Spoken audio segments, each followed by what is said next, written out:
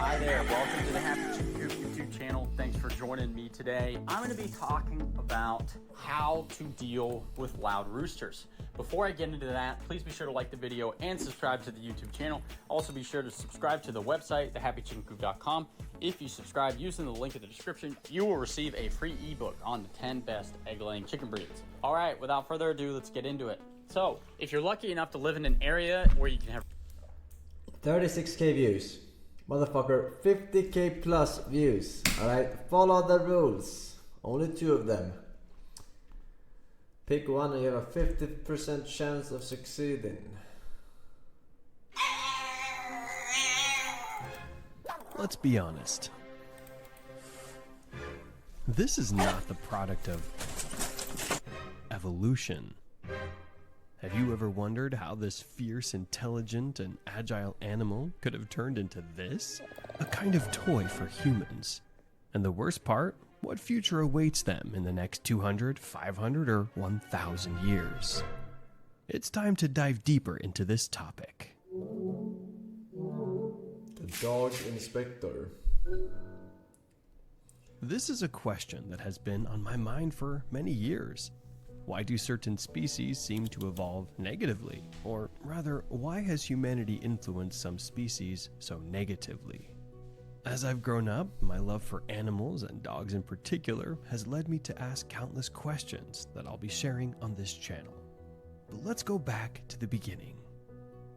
It all started in the Ice Age, although researchers don't agree on the exact moment or place.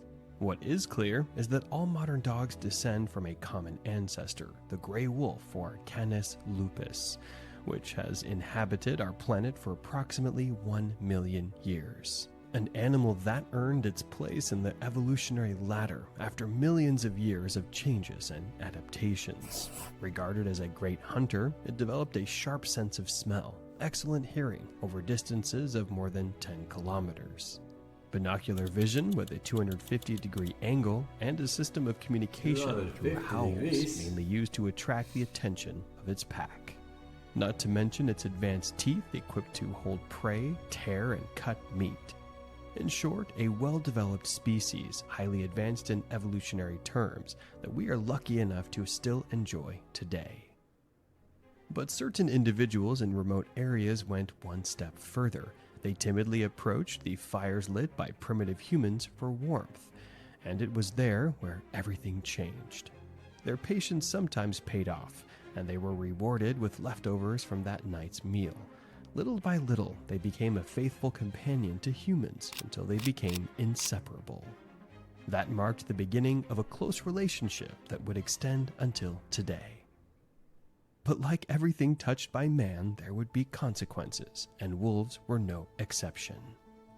That relationship eventually led to the domestication of the wolf, bringing with it a new species, the Canis familiaris, or the common dog as we know it today, which appeared around 15,000 years ago. Humans began selecting the tamest individuals, resulting in animals with lower adrenaline and melanin, which caused physical alterations like coat color, giving rise to the first breeds. Later, and through a somewhat primitive artificial selection, they were selecting specific traits that give rise to different breeds of dogs. This, combined with humans' continental migrations, left us with an incredible variety of dog breeds across all continents.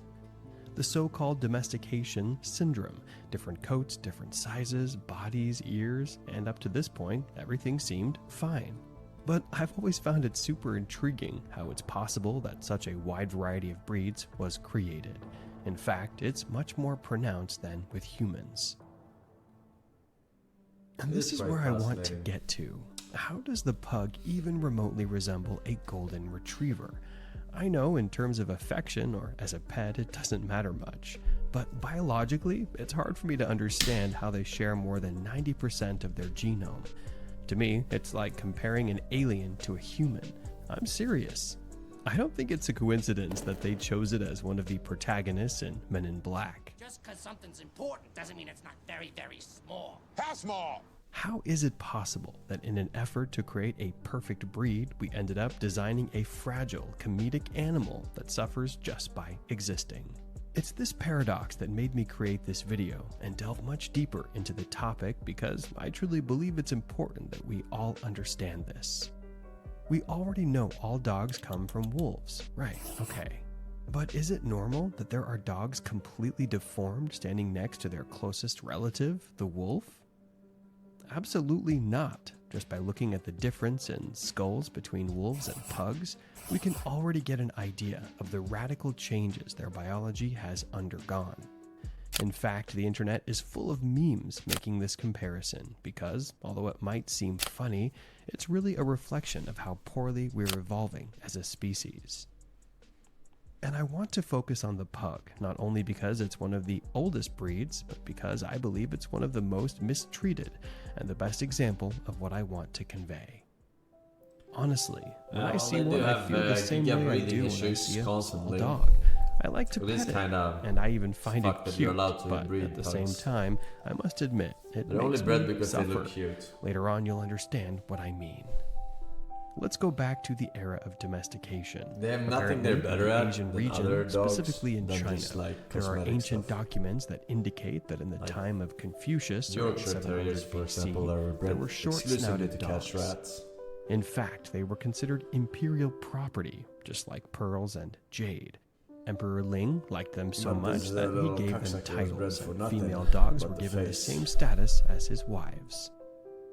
This obsession with specific traits in dogs led to breeding with the sole purpose of creating and perfecting breeds, but it also caused cranial deformation, giving rise to the three types of skulls found in dogs today: dolichocephalic, mesocephalic, and brachycephalic. Like the pug or bulldog, undoubtedly the most affected. But we've heard this story before, haven't we?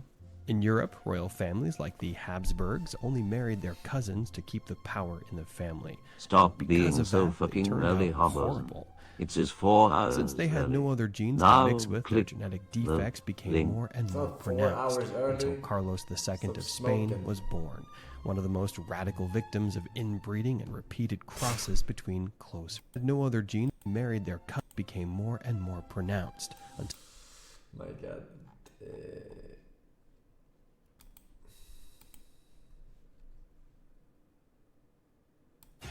No están